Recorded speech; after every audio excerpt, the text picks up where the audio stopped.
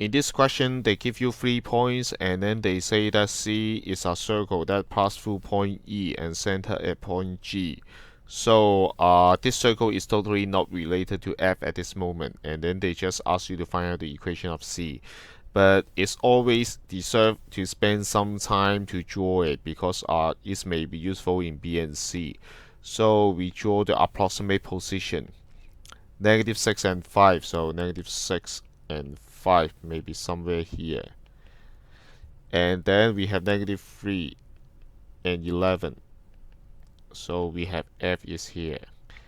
And then we also have 2, -1. So G may be around here, approximately here. They say there is a circle pass through E center at G. So that means the circle is like this. And then to get this equation of circle, we need to write down a general point x, y, and then compare with G, the distance should equal to the radius. Our radius is given by EG here. So maybe we get EG first. EG square is good enough. So we get -6 and 5 here. Again, whenever you handle this kind of questions, you better write down E, F, G, and also your moving point X, Y in a vertical pattern.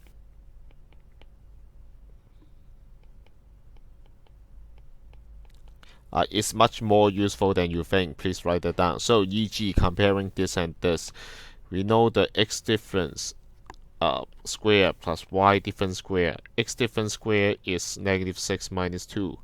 And the y difference is 5 minus -1. That means plus 1.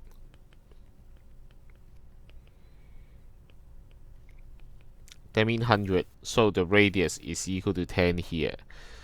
And then we write down the equation of circle. Equation of circle mean the moving point to the center is equal to any point to the center. Radius equal to radius. So we use x minus 2 square and then plus y plus 1 square is equal to 100. And then this is a general form of our circle equation. So this is acceptable answer and you finish A. We start working on B. We have to prove that F is outside. This is not very accurate drawing, so maybe F is lying on the circle or inside, we are not sure. That's why to investigate this, we're trying to find out distance between F and G.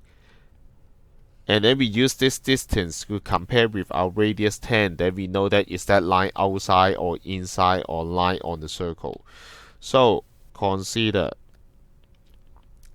the distance of FG is equal to, we compare F and G here. So again, is square root x difference x square plus y difference square. X difference is -3 minus 2. Y difference is 11 plus 1. So 5 to 12 to 13. We know that this is 13. The key point is larger than 10. Since FG is larger than our radius, therefore F line outside.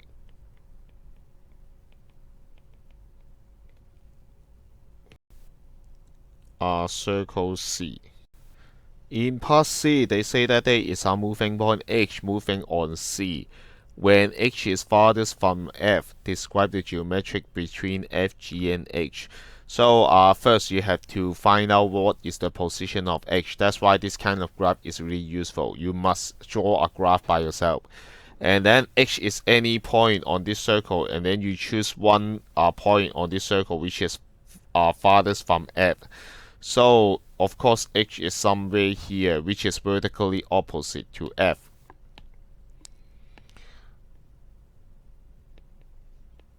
So they use this kind of method to tell you to imply the position of H is vertically opposite to F.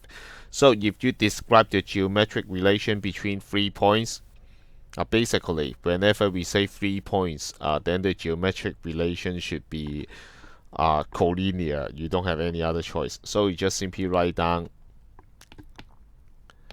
C1, point F, G, and H are collinear. I think the major difficulties is whether you can spell it correctly.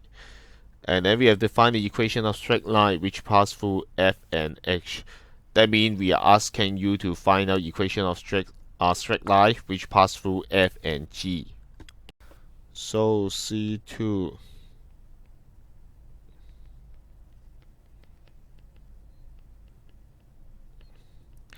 slope equal to slope,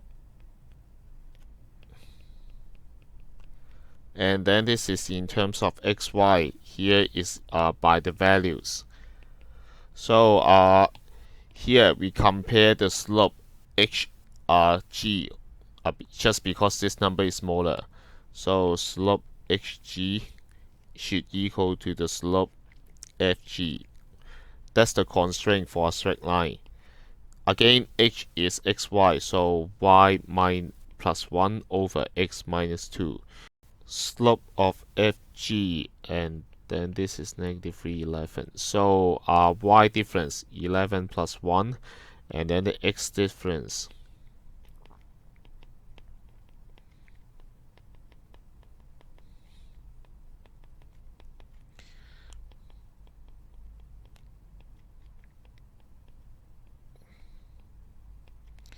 And then finally we get the slope intercept form.